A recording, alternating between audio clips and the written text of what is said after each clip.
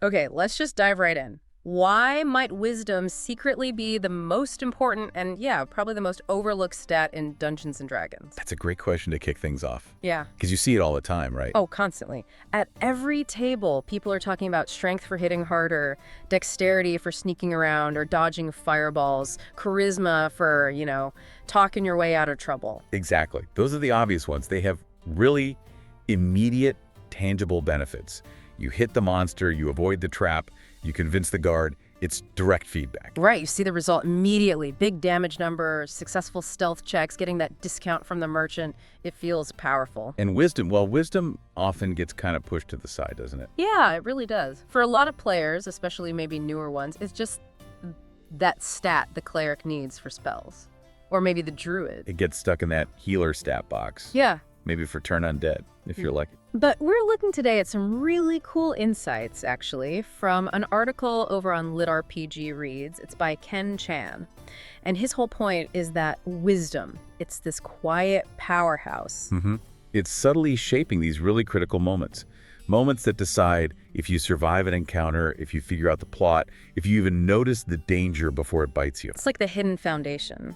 While strength and dex are about interacting with the world physically, wisdom is more about perceiving it, understanding it. Exactly. It's your awareness, your intuition, that gut feeling, and also your mental strength, your willpower, resisting things that try to mess with your head. Which is often way more important than people give it credit for. Absolutely. It's the difference between walking into the trap and seeing it, between believing the lie and sensing something's off, between getting mind controlled and shaking it off. It's fundamental. So that's what this deep dive is all about. We're taking that LitRPG Reads article as a jumping off point and really digging into why wisdom deserves way more attention. Yeah, we'll cover what it actually does in 5e mechanically. Yeah. The skills, the saves. Yeah. And why just dumping it, making it your lowest stat, can be a really bad idea. Like seriously problematic for your character and the party.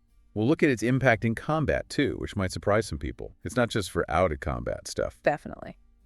And which classes, beyond the obvious clerics and druids, actually get a really nice boost from having decent wisdom. Plus some practical tips, how you can actually build wisdom into your character without feeling like you're gimping yourself. And maybe my favorite part, how to actually roleplay a high wisdom character. How does that feel at the table? Right. It's all about appreciating this understated power that makes adventurers, well, more aware, more resilient, and honestly makes the whole game feel deeper. Okay, so let's start at the beginning then. What is wisdom in D&D 5e?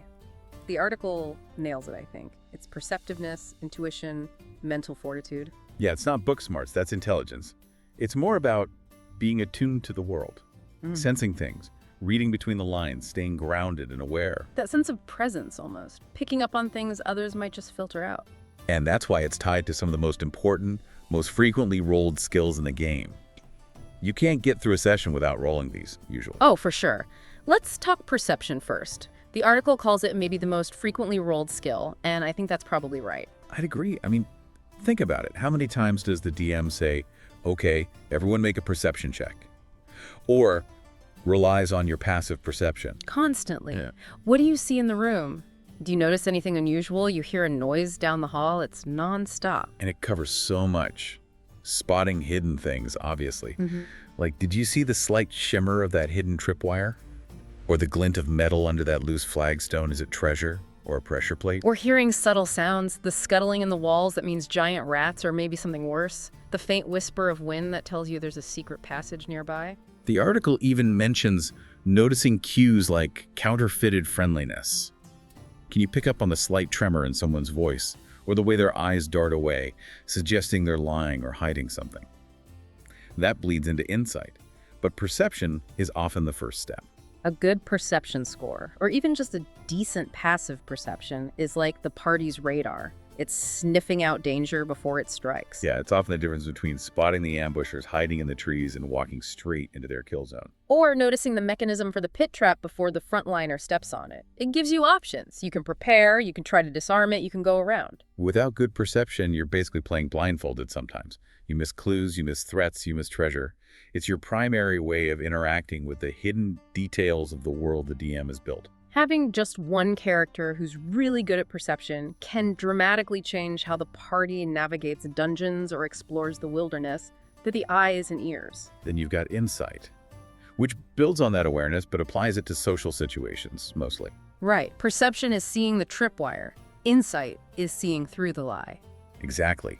If perception is about noticing the physical world, insight is about understanding the intentions and emotions behind actions and words. It's crucial for any game with intrigue, mystery, or just a lot of talking to NPCs. Your charisma might let you make a convincing argument, but insight tells you if the person you're talking to is actually buying it or if they're secretly plotting against you. Can you read their body language? Spot the nervous tech when they mention a certain name? See through that poker face, as the article puts it. Is that merchant offering you a deal that's too good to be true because they genuinely like you, or because the item is cursed, or they plan to rob you later? Insight helps you figure that out. It transforms guesswork into, well, more informed guesswork. Maybe even certainty sometimes. Is the seemingly helpful guide actually leading you into a bandit trap? Is the noble ally secretly planning to betray you? A good insight modifier gives you that edge. You start picking up on the subtext, the hidden motives. It adds this whole psychological layer to social encounters. You become a sort of social lie detector for the party, which is incredibly valuable when you're negotiating treaties, investigating crimes, or just trying to figure out who to trust in a town full of shady characters. It makes conversations way more engaging than just taking everything at face value. Definitely. Then there's survival. Another key wisdom skill, especially if your campaign involves a lot of travel or wilderness exploration. This is your connection to the natural world, right? Tracking, foraging, predicting weather. Yep. Following tracks, whether it's the bandits who raided the caravan or the rare beast you need for a potion ingredient, survival lets you stay on their trail. Or looking at the sky, the wind patterns, the behavior of birds, and realizing a massive storm is rolling in, giving the party time to find shelter. Absolutely. It's also about navigating difficult terrain, finding fresh water, identifying which plants are safe to eat and which ones will, kill you. Basic survival stuff that can be life or death in a harsh environment. Recognizing dangerous tracks, like knowing that's not just a big dog print, that's a dire wolf. And while we mostly think of it outdoors, the article hints at urban uses too. Navigating sewers, finding safe routes through ruined city districts, understanding the urban ecosystem in a way. Yeah, like tracking someone through the grimy back alleys or knowing where the gangs don't patrol. It grounds your character, makes them feel competent and capable when they're away from civilization's comforts. Okay, what about the other two wisdom skills? Animal handling and medicine. They seem a bit more niche sometimes. They can be, depending on the game, but they're still anchored in wisdom for good reasons. Animal handling isn't just about being nice to fuzzy creatures. Right, it's understanding them, their instincts. Exactly. Can you calm your spooked horse when a dragon flies overhead? Can you approach that guard dog without getting mauled? Can you tell if that wild beast is aggressive or just scared? It's about reading animal behavior and reacting appropriately, essential for anyone with mounts or animal companions. In medicine, it's not just knowing anatomy, is it? No, it's also about having the presence of mind, the calm focus, which is wisdom, to apply first aid effectively under pressure. Stabilizing a dying friend while arrows are flying past your head requires staying grounded. Or diagnosing a weird illness or poison by carefully observing the symptoms, not just panicking. Precisely. It's that focused awareness applied to healing. Okay, so those are the skills. But maybe the biggest mechanical impact of wisdom, especially as you level up, is saving throws. Oh, absolutely critical. The article calls wisdom saves a bulwark against some of the nastiest effects in the game, and that's spot on. We're talking spells and abilities that mess with your character's mind, their will, the perception of reality. And the list is long and scary. Things like charm person or charm monster, suddenly your fighter is defending the enemy wizard. Or hold person, hold monster. Just paralyzed, completely helpless, usually eating critical hits. That's a fight ender right there if it lands on the wrong person. Then you have fair effects, a dragon's frightful presence, various spells, sending a barbarian running away screaming instead of tanking. Suggestion. Command forcing your character to do something against their will. Sometimes something really stupid or dangerous. Psychic attacks. Illusions that cause psychic damage if you fail the save. Spells that inflict confusion or madness. The list goes on. These aren't just HP damage. They often take away your agency as a player. And failing these saves. The consequences are huge. Right. Way more disruptive than, say, failing a dex save against a fireball and taking some extra damage. Totally. Taking damage is usually manageable. Losing control of your character or having them become completely useless for several rounds, that can cause a TPK. Your charmed rogue backstabbing the cleric, your held fighter getting coup de graced, your feared wizard running off a cliff. It's bad news, and the article makes a super important point here. These kinds of effects get more common and more dangerous the higher level you get. Yeah, early levels it's mostly goblins hitting you with pointy sticks. Right. Later on, you're facing mind flayers, beholders, powerful wizards, demons, fey lords, creatures whose whole deal is messing with your mind. They target wisdom saves specifically because they know it's often a weakness, especially for martial characters. So that low wisdom score that didn't seem like a big deal at level 3 becomes a massive liability at level 11 when the Archlich casts Dominate Monster. Wisdom saves are a persistent, growing threat. This really highlights what the source calls the hidden value of wisdom. Exactly. It's not always flashy. Yeah. Making your wisdom save against hold person doesn't get the same cheers as rolling a critical hit. You just don't get paralyzed, you keep fighting. Or you make your perception check and notice the trap, so you just don't walk into it. It's success through prevention. The bad thing didn't happen because your wisdom was high enough. And because it didn't happen, it sometimes doesn't feel as impactful in the moment. But it is impacting the story. Massively, just behind the curtain, as the article puts it. Avoiding that ambush, seeing through that illusion, resisting that charm. These are the quiet successes that keep the party alive and on track. It's a stealthy advantage, a backstage pass to understanding the world and resisting its dangers. High wisdom lets your character be more aware, more resilient, more present, and capable. Which leads directly to the next big point. Yeah. The problem with dumping wisdom. Treating it as the stat you just sacrificed. Right, that common practice. You see the fighter with 20 strength, 18 constitution, and 8 wisdom. Or the rogue with massive dexterity, but maybe a 9 in wisdom. It happens all the time, and sometimes, veteran players or online guides might even encourage it. Maximize your attack stat, maximize your AC, dump lisses. And the article argues, pretty convincingly, I think, that this creates characters who are just fundamentally flawed. They become liabilities. Mechanically, it's obvious from what we just discussed. Low perception means you miss everything. Low insight means you get fooled constantly. Low saves mean you're easily mind-controlled or terrified. You repeatedly fail checks that could save the party.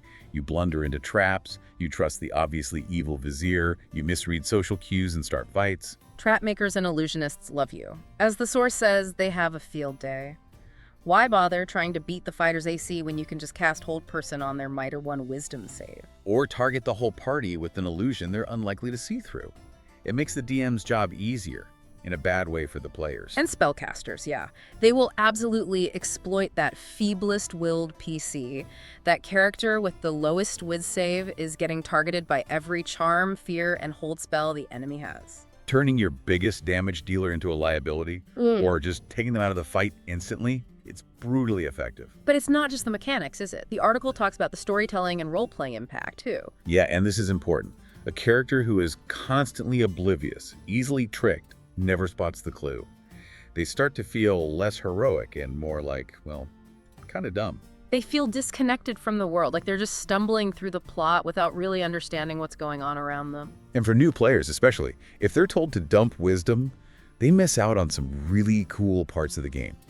The thrill of spotting the secret door, the satisfaction of realizing the NPC is lying, the tension of making that crucial save. They don't feel plugged in, as the source puts it.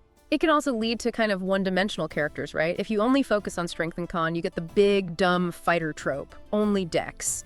The sneaky rogue who can't talk to people or notice anything else. Yeah, it creates these really brittle characters. Amazing at one thing, terrible at everything else. And they have these glaring weaknesses that any moderately clever DM is going to exploit. Not necessarily maliciously, but just because those are the interesting challenges to present. The article lists a whole bunch of common pitfalls for low wisdom characters. It's almost painful to read through them because you can picture it happening. Okay, let's hit some of them. Failing perception checks, missing traps, missing hidden enemies, classic. Being easily ambushed because you didn't perceive the threat in time. Starting fights surprised is awful. Misreading NPC motives, falling for deception, believing the bad guy, getting tricked into doing their dirty work, happens all the time with low insight. Failing survival checks, getting lost, not finding food, losing the trail, stranding the party in the wilderness. Botching medicine checks, your friend is bleeding out, and you just can't stabilize them effectively. That feels terrible. Succumbing to charm, fear, mental spells. We covered this, but it's probably the most devastating combat consequence. Overlooking environmental clues, missing the tripwire, the secret lever, the unstable ceiling about to collapse. Struggling with animals or mounts. Your horse bolts, the guard dog attacks you. You can't tame the creature you need. Acting impulsively, charging in without looking, blurting out secrets, making rash decisions because you lack that grounded awareness. Missing secret doors or treasures. Just walking right past the hidden loot because your perception wasn't high enough. Ouch. Failing to notice weather or terrain changes. Getting caught in a flash flood, walking into quicksand. Neglecting warning signs from allies. Missing that subtle hand signal or worried glance from your party member. Falling for illusions. Attacking the fake monster while the real one flanks you. Believing the illusory wall is solid. Wow, yeah. Reading that list, it really paints a picture of a character who is just constantly behind the curve, constantly reacting badly. It makes them feel less like a competent hero and more like a weak link, as the article puts it. And who wants to play the weak link? Exactly. It's a strong argument for rethinking wisdom if you want a character who feels genuinely capable and aware in the world D&D presents. It's about building robustness. Okay, so we've established wisdom is important outside of combat. But what about in combat? People often think it's irrelevant there. And the article directly challenges that notion. It argues wisdom provides significant strategic advantages even in the middle of a fight. How so? Beyond the saving throws we already talked about, which are obviously huge in combat. Well, think about initiative again. High perception, driven by wisdom, can literally mean you act sooner. If your passive perception is high enough to notice the hidden assassins before they spring the trap. You might avoid being surprised entirely. Everyone gets their turn in the first round. Exactly. Or the DM might grant you a bonus on your initiative roll because you were already aware of the threat. Spotting that rustling in the bushes, noticing the glint of steel in the shadows, seeing the faint shimmer of an invisible creature catching threats before they strike. Preventing a surprise round is tactically massive. It lets your party set up, cast buffs, focus fire. It stops the enemy from getting a free round of attacks, which can totally change the fight's momentum. Stops things from spiraling out of control, like the article says. It's the difference between reacting to the enemy's opening move and dictating the opening move yourself. Proactive versus reactive. Okay, that makes sense. What else? Well, the shield against debuffs aspect is primarily for combat. Resisting those hold person, confusion, fear, dominate spells is most critical when you're actively fighting. Right, because that's when losing control or being paralyzed is most dangerous. An intelligent enemy caster will target the fighter with the low wisdom save. They know that's the weak point. A fighter who makes that save keeps swinging. A bard who resists the fear keeps inspiring. A wizard who shrugs off the charm keeps casting spells. It keeps your team functioning under pressure. Cunning monsters deliberately exploit low wisdom saves.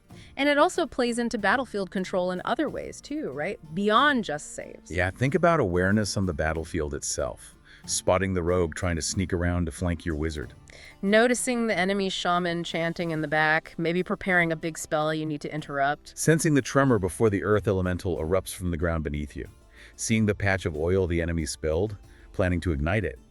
These are all perception-based observations that allow for smarter tactical movement and target prioritization. It helps you manage the chaos of a fight. If you're aware of more of the moving pieces, you can make better decisions. The source even suggests that really perceptive parties might intimidate instinct-driven monsters, making them hesitate. Like they sense you're too alert, too hard to ambush. Huh. That's a cool idea. So wisdom in combat isn't about damage numbers. It's about awareness and adaptability. A different flavor of battlefield dominance. Precisely. It's the engine of that adaptability, keeping you reacting effectively. The article has another great list here, focusing on high-impact combat scenarios where wisdom shines. Oh yeah, let's go through some. Resisting hold person. We've hit this, but it's huge. Staying active is key. Spotting hidden archers or assassins prevents that devastating opening volley or sneak attack. Allows you to target them first. Disbelieving illusions. Seeing the real battlefield, not the fake wall or pit the enemy conjured. Crucial for positioning and targeting. Noticing subtle spellcasting? Maybe the sorcerer used subtle spell for suggestion. High perception might still catch a flicker, giving you a chance to counter or warn someone. Detecting magical traps during combat. Spotting that glyph of warding before your charging barbarian steps on it. Or avoiding surprise rounds. Worth saying again, it's that important. Starting strong. Sensing shape changers or disguised foes. realizing the captured villager is actually the doppelganger about to attack. Resisting fear effects, especially from big scary monsters like dragons. Yeah. Keeping your frontline fighting and your backline casting. Noticing poisoned hazards mid-fight, spotting the poisoned dart trap reset, or the gas spores about to burst. Reacting quickly to battlefield changes. Floor collapsing, lava erupting, portal opening. High awareness lets you move faster. Shrugging off confusion or madness, keeping control, not hitting your friends, staying useful. Hearing reinforcements or secondary traps. Knowing more enemies are coming down the hall or that pulling the lever triggered something else allows tactical adjustment. Man, that list makes it crystal clear. Wisdom is constantly relevant in combat, even if you're not a caster. A whole party with bad wisdom is just asking to be outsmarted and disabled. It really reinforces the idea that D&D combat rewards awareness and adaptation, not just raw power. And wisdom fuels that. Okay, so it's clear wisdom is broadly useful. But let's talk specific classes. Who benefits beyond the obvious? Clerics, druids, rangers, maybe monks. The article has a great table showing unexpected synergies. Yeah, it challenges that assumption that only the wisdom casters need it. Even a modest investment can pay off hugely for other classes. Let's take the fighter. We talked about perception letting them avoid ambushes. They become the party's vigilant frontline, not just a damage sponge. Spotting hidden threats, noticing traps. Or the rogue. We think Dex, maybe Intot for investigation. But give them good insight. Suddenly they're masters of social stealth too. Reading motives, spotting lies, detecting betrayals before they happen. It adds that street-smart, intuitive edge. How about bards? They're charisma focused. But wisdom, especially insight, gives them emotional intelligence. They don't just talk smoothly. They understand why people react the way they do. They can sense tension, read the room, tailor their approach based on genuine understanding, not just performance. Makes their social skills much deeper. Even the barbarian, often the poster child for dumping mental stats. Yeah. Wisdom gives them that primal instinct. Sensing danger in the wild, tracking prey, resisting fear effects through sheer willpower while raging. It fits the archetype surprisingly, well, not book smarts, but sharp, instinctive awareness. Paladins, too. They need wisdom for discernment, right? Absolutely. Insight helps them see through deceit, recognize corruption hiding behind a virtuous facade. Wisdom saves help them resist attempts to sway them from their oath. It's about judging situations and people accurately, which is core to their role. And artificers, they're intelligence-based inventors. But wisdom helps them understand the feel of mechanisms. Insight might spot a subtle flaw in a design. Perception might notice a dangerous magical aura on an item before they tinker with it. It's an intuitive grasp complementing their technical knowledge. Warlocks definitely need those wisdom saves, dealing with tricky patrons and fae. Oh yeah. Resisting manipulation, charms, illusions. It's self-preservation for them. Keeps their minds their own. We know rangers use wisdom, but focusing on it makes them incredible scouts, peerless trackers, guides, ambush spotters. And even the sorcerers and wizards. Wisdom saves keep them conscious and casting when facing enemy spells. Perception helps them spot threats to their concentration or find hidden scrolls during research.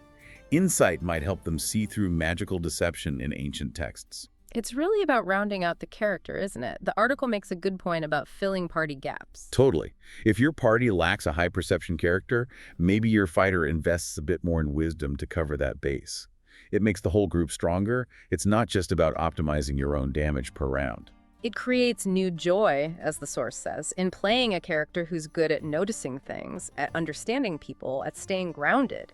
They become anchors for the party. It's not diluting your strengths. It's shoring up potentially critical weaknesses and opening up fresh angles for creativity. Synergy isn't just about damage math. It's about being prepared, staying aware, staying one step ahead.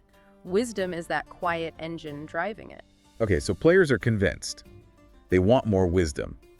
But how do they actually build it into their character without feeling like they're sacrificing their core combat stat or necessary feats? It's a balancing act for sure, but 5e is pretty flexible. The article suggests a few good approaches. Multi-classing is one, just a small dip, maybe 1 or 2 levels, into a wisdom-focused class. Like 1 level of cleric. Gets you wisdom save proficiency, maybe perception proficiency, depending on the domain, plus some useful cantrips and first level spells. That's a pretty efficient dip. Or a few levels in ranger or monk can grant skills, maybe some minor spellcasting or POA abilities tied to wisdom.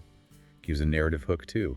Maybe your fighter spent time training in a monastery or surviving in the wilds. So you get mechanical benefits and a story reason for the higher wisdom. Nice. What about feats? Feats are huge here. The article highlights observant and resilient wisdom. Observant is amazing.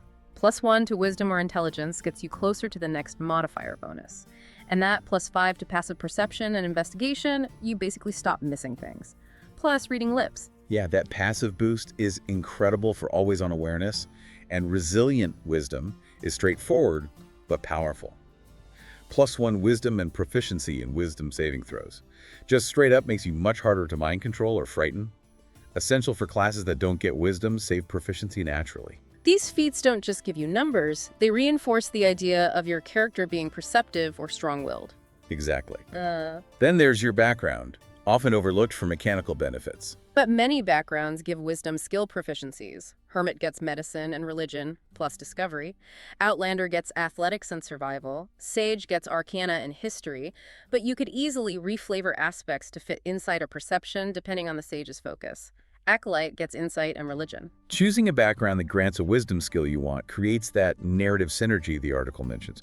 Your mechanics flow directly from your backstory. It feels more organic. Which leads to the last point here, narrative rooting. Making the wisdom score mean something in your character's story. Don't just have 14 wisdom because the guide said so.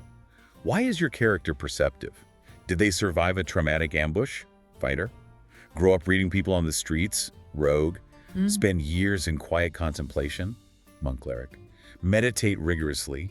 Wizard. Tying it to their history makes it feel earned and integrated. It's flavor and function working together. All right, so we've built our wise character. Now, how do we play them? How do we role play with wisdom at the table? It's subtle. It is. It's not like playing high charisma where you're always talking or low intelligence where you're making funny mistakes. High wisdom is often about presence and observation.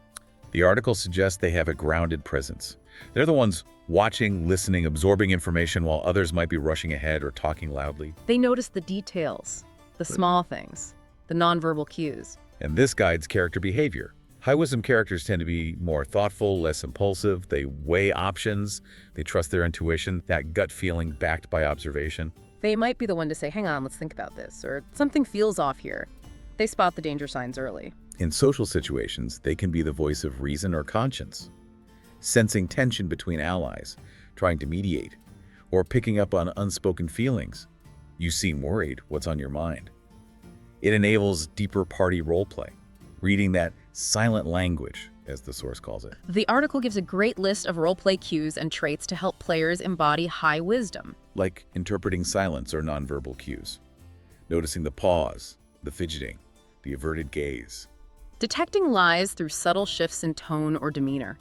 Even without a successful insight roll, you can roleplay trying to notice these things. Avoiding impulsive choices. Roleplay taking a moment to look around before acting. Suggesting caution.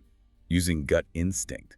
Saying, my gut tells me this is a bad idea, even if you can't articulate exactly why yet. Warning allies about subtle dangers. You noticed, careful, that floorboard looks loose. Did you hear that faint click? Reading unfamiliar situations calmly. Observing the power dynamics in a new town before engaging. Comforting others intuitively. Not just saying generic nice things, but sensing what someone needs to hear. Noting small environmental changes. Disturbed dust, a misplaced object, a faint scent. Acting as a moral anchor. Questioning plans based on empathy or a sense of potential negative consequences. Not preachy, just grounded. Asking clarifying questions. Wait, what's the actual plan here? What could go wrong? Spotting inconsistencies in stories, but didn't you say earlier that... Sensing when negotiations are failing.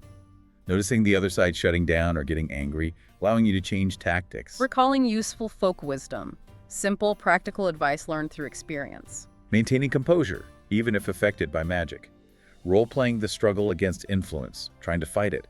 Diffusing arguments with a calm presence. Just being the steady one in the room can sometimes help.